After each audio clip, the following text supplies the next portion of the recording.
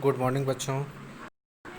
अब वो अपन ने जैसे इससे पहले जो है क्लास के अंदर फ्रिक्शन के वर्क डन कैसे निकालते हैं फ्रिक्शन के अगेंस्ट, ये सब चीज़ें अपन ने फाइंड आउट किया था। आज अपन उसी पे बेस्ड एक न्यूमेरिकल देखते हैं। इसमें देखो कहता है कि two blocks of mass 2 kg and 5 kg are connected by an ideal string passing over a pulley. The block of mass 2 kg is free to slide on a surface inclined at an angle of 30 degree with the horizontal, whereas 5 kg block hangs freely. ठीक है। Find the acceleration of the system and tension in the string. ये दो चीज़ें आपको find out करना है। ठीक है, क्वेश्चन पढ़ दिया मैंने। अब देखो इसके अंदर फिगर में आ जाओ। सिचुएशन आपको यहाँ पे दिया हुआ है। इसमें हमने क्या कहा है, एक 2 kg का मास है, एक 5 kg का मास है। 5 kg वाला मास देखो कि एक पुल्ली के थ्रू हैंग किया हुआ है। ठीक है, और एक 2 kg का मास जो है वो इंक्लाइंड सरफेस के ऊपर रखा हुआ है। ठीक है, जिसका एंगल आपको 30 डिग्री दे रखा था। तो हमने क्या किया, इन दोनों का पहले हमने कंडीशन कंपोनेंट जो है वो सारे निकाल लिए। जैसे ये इंक्लाइन प्लेन पे रखा हुआ है तो इसका जो टोटल वेट है वो वर्टिकली डाउनवर्ड होगा। तो अपन ने 2g mg कहते हैं, तो 2g वर्टिकली डाउनवर्ड हो गया।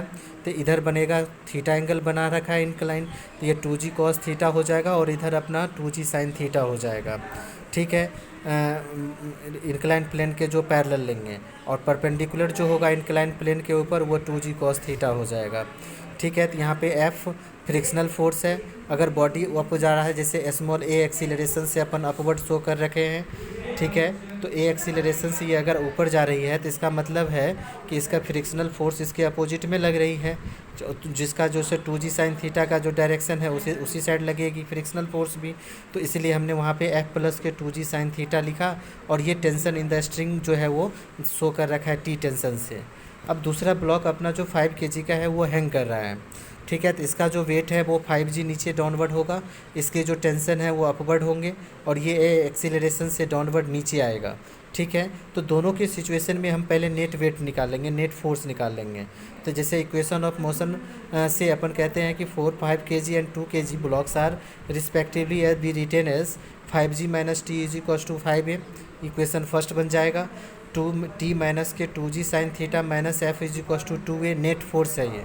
ठीक है, जो ब्लॉक के ऊपर लग रहा है, जिस नेट फोर्स के कारण वो ब्लॉक उस सरफेस के ऊपर मूव कर रहा है, उसकी सिचुएशन को ये बता रखे हैं। ठीक है, तो ये अपना दो इक्वेशन बन जाएगा। इसी दोनों इक्वेशंस में अब देखो F आ रहा है, तो F को अपन म्यू इंटू आर कह सकते हो, और R अपना क्या है, mg cos थीटा होता है।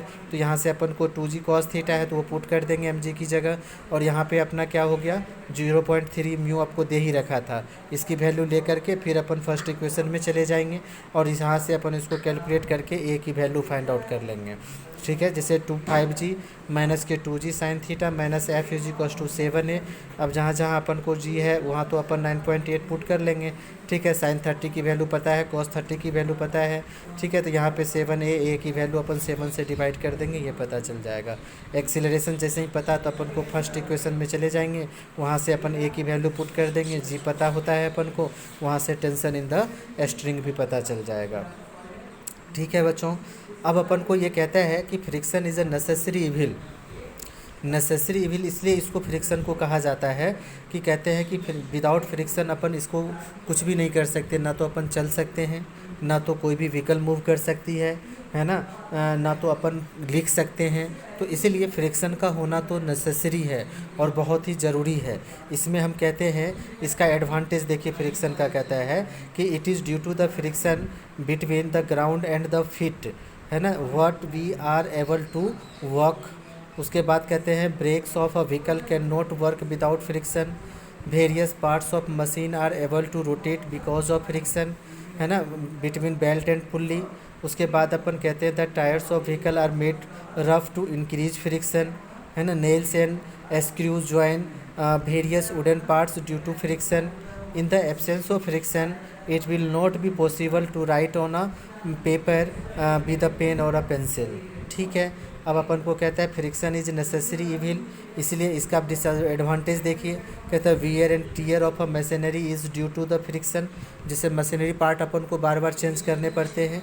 वो क्यों करने पड़ते हैं? तो वो फ्रिक्शन की वजह से करने पड़ते हैं। ठीक है, तो अपन अब कहते हैं सेकेंड पॉइंट है large amount of power is wasted in overcoming friction and efficiency of machine decrease considerably. जैसे पावर की रिक्वायरमेंट क्यों ज़्यादा होती है? तो ये फ्रिक्शन की वजह से। अगर फ्रिक्शन अपोज नहीं करता तो पावर कम यूज होता, लेकिन पावर का फ्रिक्शन का होना फिर भी ज़्यादा ज़रूरी है। ठीक है, अब कहते हैं excessive friction between rotating parts of the machine produces enough heat and cause the damage of the machinery. Simple सी बात है, अपन जैसे मान लो कि कोई व्हीकल को अपन अचानक से स्टॉप करते हैं तो वहाँ पे फ्रिक्शन ज़्यादा जनरेट होता है रोड और व्हीकल्स के साथ, तो वहाँ पे देखोगे कि गर्म हो जाती है टायरें, है ना। तो ये सब सिचुएशन फ्रिक्शन के कारण हो जाती है। ठीक है, तो इसीलिए कहते हैं कि अब friction has both advantage and disadvantage, we can say that friction is a necessary evil कहते हैं। ठीक है, याद रखेंगे। उसके बाद है methods of changing the friction, friction को चेंज करने के क्या क्या तरीके होते हैं। ठीक है, तो जैसे बाय पॉलिशिंग हो गया, बाय लुब्रिकेटिंग हो गया, स्ट्रेमलिंग हो गया, बाय यूजिंग बॉल बियरिंग्स हो गया, ये सब अपन को तरीका होता है फ्रिक्शन को कम करने का। ठीक है, उसके बाद अपन कहते हैं यहाँ पे इसके अंदर है by using anti friction alloys भी यूज़ करते हैं। ठीक है, उसके बाद बाय यूजिंग एयर कुशंस भी यूज़ करते हैं। उसके बाद अपन को कहता है कि describe some methods of increasing friction, in method of increasing friction में इंक्रीज अपन किसको कैसे कर सकते हैं फ्रिक्शन को। ठीक है, तो अपन कहते हैं जैसे थ्रेडिंग ऑफ टायर्स, टायर्स के ऊपर थ्रेड कटे हुए होते हैं, है ना, ये भी एक अपना एग्जांपल होता है। उसके बाद कहते हैं sand is thrown on a tracks covered with snow. ठीक है, अब कहते हैं on a rainy day we throw some sand on the slippery ground. बरसात के दिनों में अपन ऐसा नॉर्मली करते हैं फ्रिक्शन को इंक्रीज कराने के लिए, ताकि अपन स्लिप ना हो, है ना। ठीक है, अब इसमें एक क्वेश्चन आपसे बहुत इंपॉर्टेंट पूछा जाता है बच्चों। इसमें अपन से ये कहा जाता है कि it is easier to pull a lawn roller than to push it. मतलब लॉन रोलर जो अपन सड़क पे रोड वोड बनाते हैं ना, उसकी बात कर रहे हैं अपन। ठीक है, ये ज़्यादा ईजियर क्यों होता है? इसको कहता है पुल करना जो है ईजियर होता है दैन टू पुश इट। ठीक है, इसको अपन देखो क्या कहते हैं, तो इसमें दो कंपोनेंट यहाँ पे हॉरिजॉन्टल एंड वर्टिकल कंपोनेंट कहते हैं, इसी के थ्रू हम इसको समझा रहे हैं। तो देखिए इसमें अपन कहते हैं फर्स्ट नंबर पॉइंट था horizontal component F cos theta helps to move the roller forward, vertical component F sine theta acts in the upward direction. तो अपन देखो यहाँ पे ये फिगर बना हुआ है, इसमें हमने एक लॉन रोलर लिया है, सर्कुलर सेक्शन यहाँ पे इंट्रोड्यूस कर रखे हैं। अब इस लॉन रोलर के अंदर अपन क्या कहते हैं, इसको मूव कराएंगे, फ्रिक्शनल फोर्स इसके अपोजिट डायरेक्शन में लगेगा। ठीक है, वेट इसका वर्टिकली डाउनवर्ड, इसका नॉर्मल रिएक्शन ऊपर लग रहा है आर। ठीक है, F cos theta F sine theta ऊपर और एफ कॉस थीटा इधर। तो इसमें अपन को कहते हैं if R is the normal reaction. ठीक है, तो देन अपन यहाँ से कह सकते हैं R is equals to R plus के F sine theta is equals to weight. जैसे एफ साइन थीटा अपवर्ड है, आर भी अपवर्ड है, तो दोनों मिल करके वेट को बैलेंस करेगा, तो इसीलिए R is equals to W minus के एफ साइन थीटा हो गया। तो वेट में से फोर्स का जो एफ साइन थीटा कंपोनेंट है वो कम हो रहा है, माइनस हो रहा है। ठीक है, अब अपन यहाँ से कहते हैं कि force on kinetic force on upon friction, kinetic friction क्या होगा, तो एफ के इज इक्वस टू म्यू के इंटू आर। तो यहाँ से आर की वैल्यू पुट कर देंगे, तो यहाँ से हो जाएगा डब्लू माइनस के एफ साइन थीटा। तो एफ के इज इक्वस टू म्यू के डब्लू माइनस के एफ साइन थीटा हो गया। सेकेंड सिचुएशन लेते हैं, इसमें हम पुश कर रहे हैं, तो पुशिंग केस के अंदर अपन क्या कह रहे हैं कि एफ को F sine theta vertically downward लग रहा है और एफ कॉस थीटा हॉरिजॉन्टल लग रहा है, जो उसको मूव करने में हेल्प करेगा।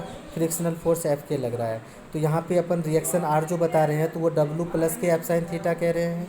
ठीक है, इससे पहले वाले केस में हम R is equals to W minus F sine theta कह रहे थे, इसमें हम W plus F sine theta कह रहे हैं। तो दोनों में डिफरेंस आ गया, रिएक्शन फोर्स में कमी और ज़्यादा आ गया, है ना। तो फ्रिक्शनल फोर्स फ्रिक्शनल फोर्स जो है वो रिएक्शन फोर्स के डायरेक्टली प्रोपोर्शनल होता है।